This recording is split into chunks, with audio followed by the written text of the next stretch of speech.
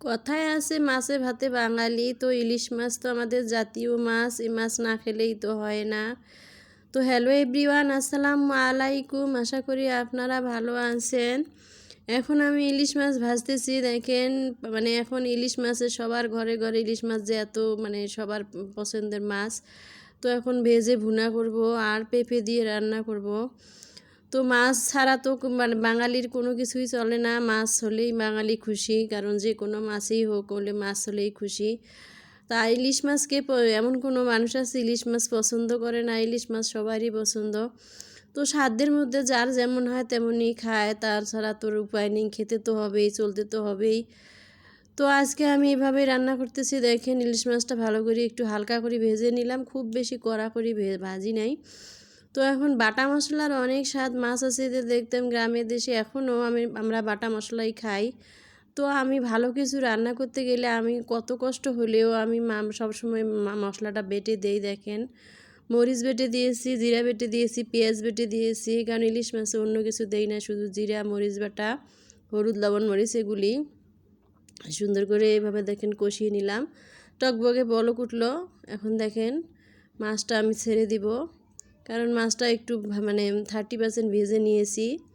তো এইভাবে রান্না করলে ভালোই লাগে, অনেক সুন্দর লাগে, ভিতরে অনেক লাগে। আর সবজি তো ইলিশ মাছের মাথা দিয়ে পেঁপে রান্না করব।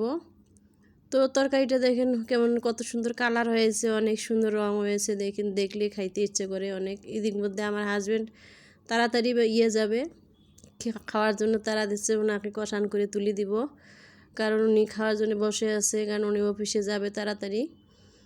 তো আজকে আমার রান্নাটাও দেরি হয়েছে। তো পিসগুলো আমি তুলে রাখছি, কারণ পিসগুলো যদি ভেঙে যায় পিসগুলো তুলে রাখবো আর একটু খেতেও দিব, কারণ এভাবে সব তরকারি হওয়ার সময় নেই, উনি খেতে বসছে প্রায়। তো আমি মাথাটা রেখে দিলাম আর কাঁটাটা রেখে দিলাম আর পিসটা তুলে দিলাম, কারণ মানুষও আমরা অল্প, 3 জন মানুষের 3 পিস আর মাথা পিসে তো আছেই। তো অন্য চুলে দেখেন আমি তাড়াহুড়ো করার জন্য অন্য চুলে আবার পেঁপেটা লবণ দিয়ে হলুদ দিয়ে সিদ্ধ করে নিলাম। ওখানে আবার কিছুক্ষণ হয়েই গিয়েছে। এখন আবার মাছটা তুলে রাখলাম, ওইটি আমি কষানে খেতে দিব, এটাও হয়ে যাবে। এখন অর্ধেক সিদ্ধ হয়েই গিয়েছে। তো এইভাবে তরকারিটা তাড়াহুড়ো করে রান্না করতেছি, কারণ তাড়াতাড়ি যাবে উনি। এখন এই দেখেন মাছটা তুললাম আর মাথাটাও ওখানে দিলাম, এখন ওনাকে খাইতে দিব। এই যে ওনাকে খাইতে দিব। আর মাছের পেটের ডিম আছে, মাছের পেটের ডিমটা ওনার খুব পছন্দ। তো মাছের পেটের ডিমটা আমি কখনো করি না, বাইর করি না, ওটা ভালো করে আলতো আছে ধুয়ে সুন্দর করে রেখে দেই, ভিতরে যেন থাকে। আর উনি খাইতেছে, দেখেন কত সুন্দর মজা করি। আর পেঁপের তরকারিটা এখানে তো হইতেছে। এখন দেখেন ঝোল কমিয়ে গেছে, একদম ভালো করে কষিয়ে নিলাম। ওখানে তো একটু সিদ্ধ করে নিয়েছি, এখন ভালো করে কষিয়ে নিতেছি। এখন কষানো হয়ে গেছে, এখন একটু ঝোলের পানি দিব। তো এভাবে তরকারিটা রান্না করলে অনেক ভালো লাগে। আপনারা সবজি দিয়ে, ইলিশ মাছের মাথা দিয়ে, কচু দিয়ে, যে যেমনই পারে, মাছটা যেখানে, ইলিশ মাছ যেখানেই ফেলাবেন, যে সবজিতেই পড়বে সে সবজিটাই অনেক উন্নত হবে, খেতেও মজা লাগবে। তো এখন দেখেন আমি ঝোলের পানিটা দিয়ে দিলাম।